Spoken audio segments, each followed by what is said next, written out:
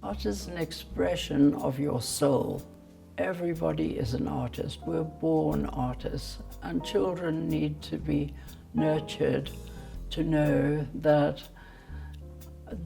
they are artists and that they are free to draw anything or paint anything or weave anything or build anything, and it's part of their true nature.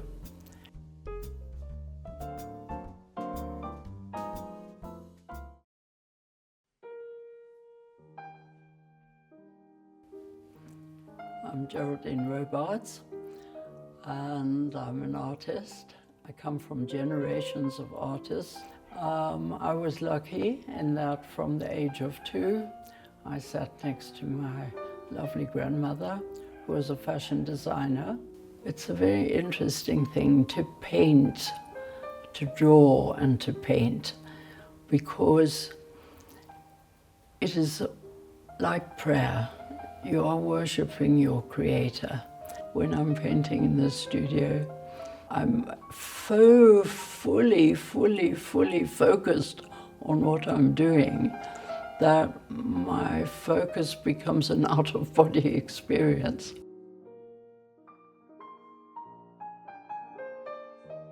My faith keeps me going. It inspires me. When I was about 10 years old and I was walking on the beach, and I looked up at the horizon and I thought to myself, heaven and earth, you know, the earth is still under the sea. Heaven and earth, on that line is where God lives. And when we do the sea paintings and the garden paintings, you will see I've put in that horizon, so showing again my belief that heaven and earth, God is on the horizon.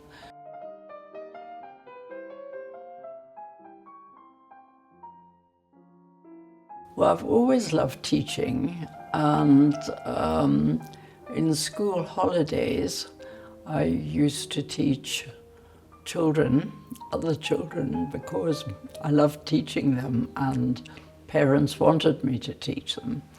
So, yeah, I put myself through university by teaching painting during the week, teaching on the weekend.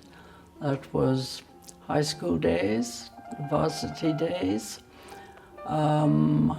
So teaching, I think there's something innate in me. Well, teaching has also been necessary, that I teach some of my students, not only about art, and it's very exciting when you have a school like in Uganda, St. Henry's Kitovu, where the sculpture, 20-foot high sculpture of St. Henry is made by boys from Form 1, 2, 3 and 4 working together on the sculpture.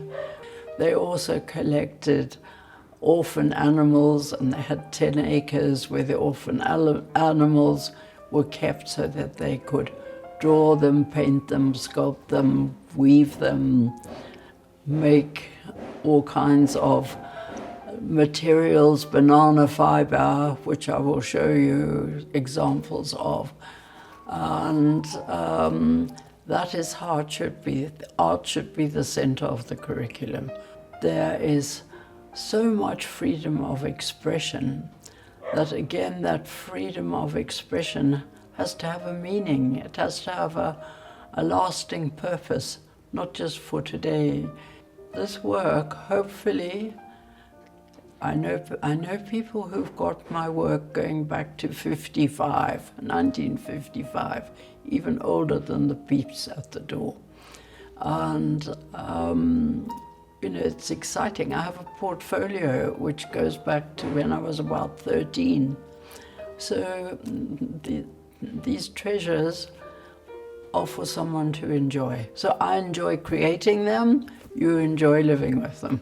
So that moment where somebody bonds with your work, and then you have given them something, you have made their lives better. So one by one, you make other people's lives better, therefore you're making the world better. They then in turn have something that they can share. Okay, and so it goes. And it's like one drop, it just spreads.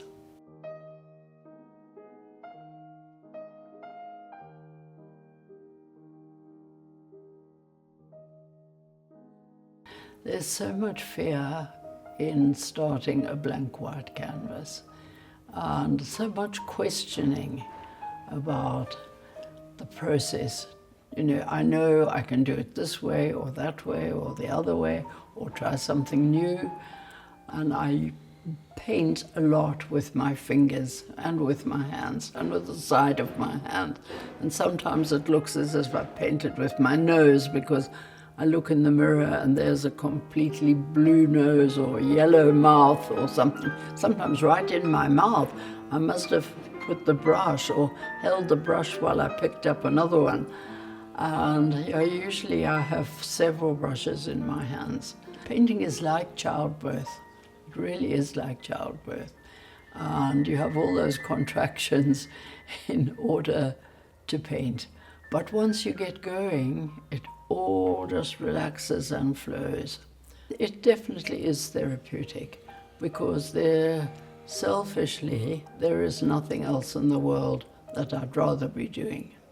One day, for no reason, in this last year, 2024, I painted a woman giving birth with the midwife receiving the baby. And my people here said, why is she doing that? And I love that painting. I'll show it to you. And it wasn't meant to be anything. It was just meant to be that moment. I'm now an abstract painter. So basically, I have an idea, say my garden, as you see next door in the gallery, and I paint my garden, then I go to Diani, I come back, I paint the sea, because the ocean is in me. I love it. Look, I'm blessed with my faith, but let me tell you what my faith says. As your faith is, so shall your powers and blessings be. As your faith is, so shall your powers and blessings be. No faith, no blessings, no power. What do you want to go without it for? I'm telling you something that I know it works. How can I be sitting here at 86 and still working? How is it possible? Without my faith, would I be here?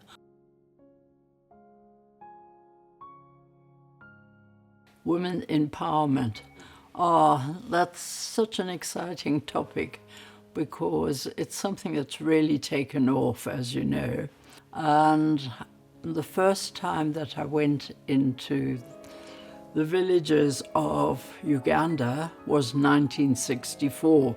And the women of this village came out, and we started with lots of cloth. We gave everybody a cloth and a t-shirt, and we showed them different ways in which you could start tying your cloth, but you were also free to put bottle tops in or tie knots in it or fold it, or all the 101 ways in which you can do tie and dye. Don't forget, this is 1964. And she brought along a big bathtub. We managed to get enough water. And she brought along the dyes. So don't forget, I'm learning from her. I try to assist with the tying. I enjoy the women who've come along, and they were very eager to learn.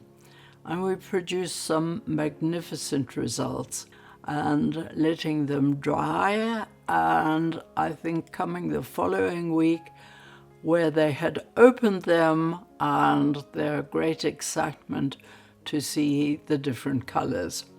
Now to go to the market and see if they can sell them. How can we make this so that they earn a few shillings and see a better life for themselves. And I thought, well, maybe 5 years, 10 years, and it will be out of fashion. Boy, was I wrong. Look, everybody's still doing it today, worldwide. So this terrific fun, which started in a village in Uganda by this Afro-American lady and myself, has spread and spread and spread, and it has earned lots and lots of money for these women's groups.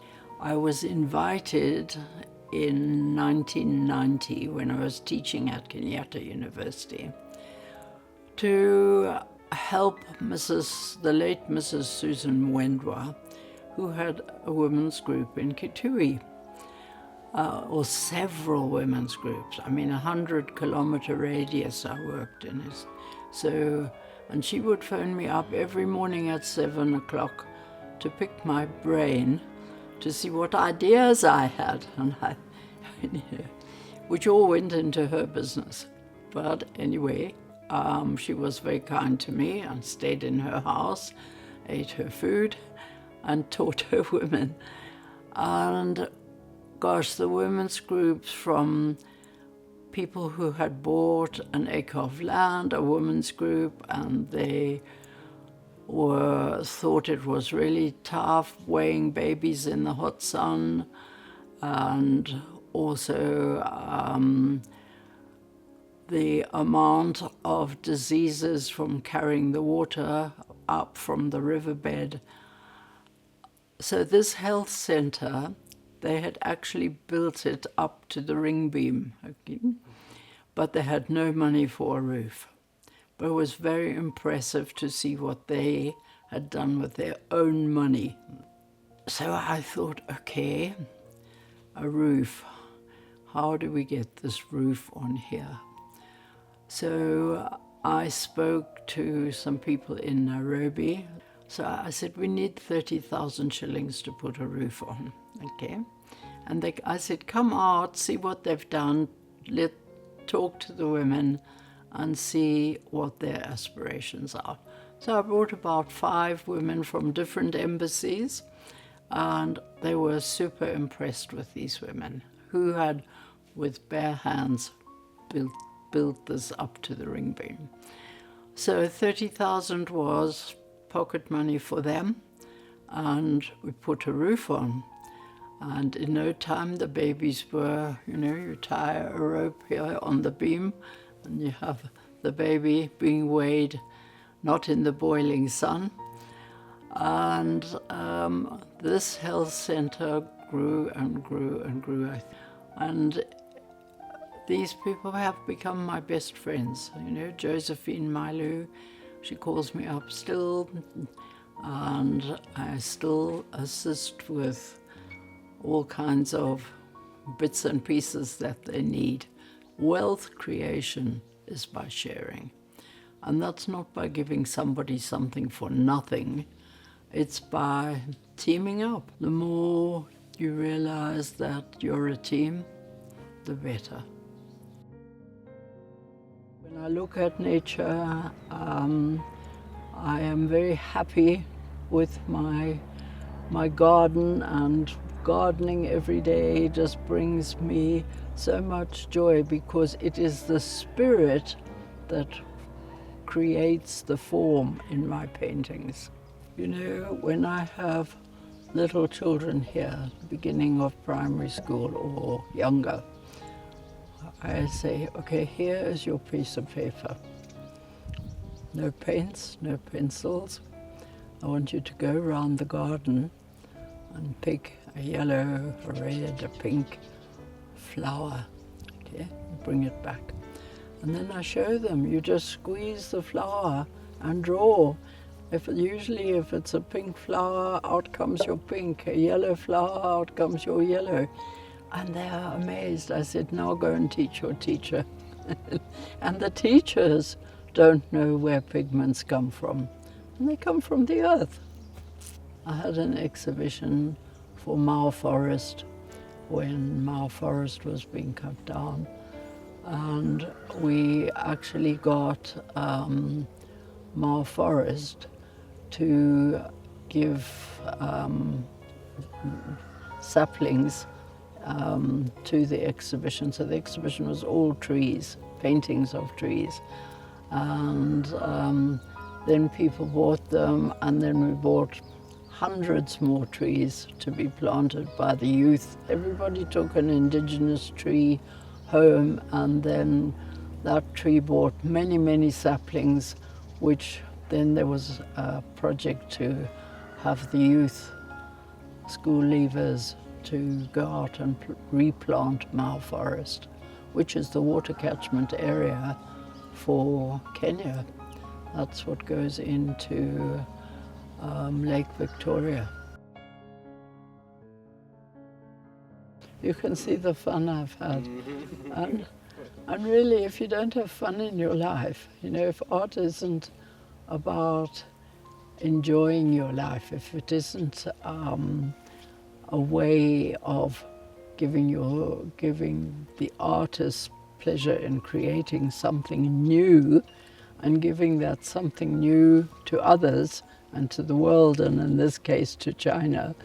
If I'm not giving you something, what am I doing here?